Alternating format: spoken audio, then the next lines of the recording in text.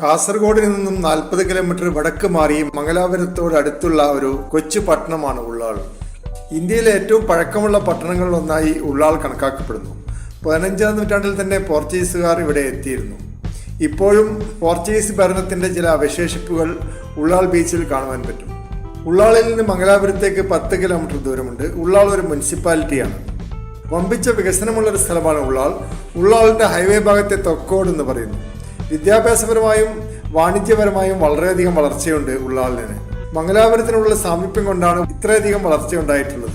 ഉള്ളാളിനെ മംഗലാപുരം നഗരത്തിന്റെ ഭാഗമായും കണക്കാക്കുന്നുണ്ട്. കർണാടകയിലെ ഏറ്റവും വലിയ 4ാമത്തെ നഗരമാണ് മംഗലാപുരം. ബാംഗ്ലൂരും മൈസൂരും ഹുബ്ലി ധാർവാഡും കഴിഞ്ഞാൽ മംഗലാപുരമാണ് വലിയ നഗരം.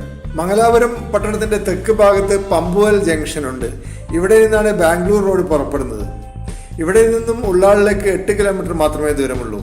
നഗരത്തോട് ഇത്രയും അടുത്ത് കിടക്കുന്നതുകൊണ്ട് ധാരാളം വിദ്യാഭ്യാസ സ്ഥാപനങ്ങൾ ഇവിടെ പ്രവർത്തിക്കുന്നു.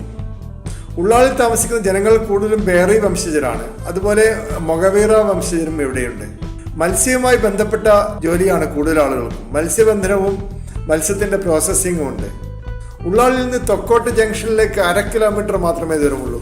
തൊക്കോട്ടാണ് ബസ് സ്റ്റാൻഡും പ്രധാനപ്പെട്ട കൊമേഴ്സ്യൽ സ്ഥാപനങ്ങളും ഉള്ളത്. തൊക്കോട്ടിൽ നിന്ന് മംഗലാപുരം യൂണിവേഴ്സിറ്റിയിലേക്കുള്ള റോഡ് പുറപ്പെടുന്നു. ഈ ഭാഗത്ത് ധാരാളം മെഡിക്കൽ വിദ്യാഭ്യാസ സ്ഥാപനങ്ങളുമുണ്ട്. ഇവിടെ ഇപ്പോൾ ഒരു പുതിയ ഫ്ലൈ ഓവർ വന്നിട്ടുള്ളത് കൊണ്ട് ട്രാഫിക് കുരുക്കിന് ഒരു ശമനം ഉണ്ടായിട്ടുണ്ട്. മംഗലാപുരത്ത് നിന്ന് കേരളത്തിലേക്കുള്ള വാഹനങ്ങൾ നിരന്തരമായി തൊക്കോട്ട് വഴി കടന്നു പോകുന്നു.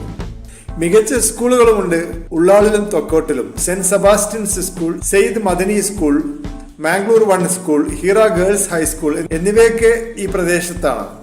ഉള്ളാളിൽ കൂടുതലും മുസ്ലിങ്ങളാണ് താമസിക്കുന്നത്. 56%. 35% ഹിന്ദുക്കളുമുണ്ട്. 9% ക്രിസ്ത്യാനികളും ഇവിടെയുണ്ട്. ധാരാളം ക്രിസ്ത്യൻ പള്ളികളും മുസ്ലിം പള്ളികളും അമ്പലങ്ങളും ഇവിടെ കാണാം. ഉള്ളാൾ ബീച്ചിൽ സമ്മർ സാൻഡ്സ് എന്ന പേരിൽ ഒരു റിസോർട്ട് ഉണ്ടാക്കിയിട്ടുണ്ട്. അല്പം ചെലവ് കൂടിയ റിസോർട്ടാണ് സമ്മർ സാൻഡ്സ് ബീച്ച് റിസോർട്ട്. ഉള്ളാളിലെ ഏറ്റവും വലിയ ആകർഷണീയത ഉള്ളാൾ ദർഗയാണ്. സയ്യിദ് മുഹമ്മദ് ഷെരീഫ് മദനി ദർഗ എന്നാണ് ഇത് അറിയപ്പെടുന്നത്. 400 വർഷം മുമ്പ് ഇവിടെ ജീവിച്ചിരുന്ന ഒരു പുണ്യദേഹമായിരുന്നു സയ്യിദ് മുഹമ്മദ് ഷെരീഫ് മദനി.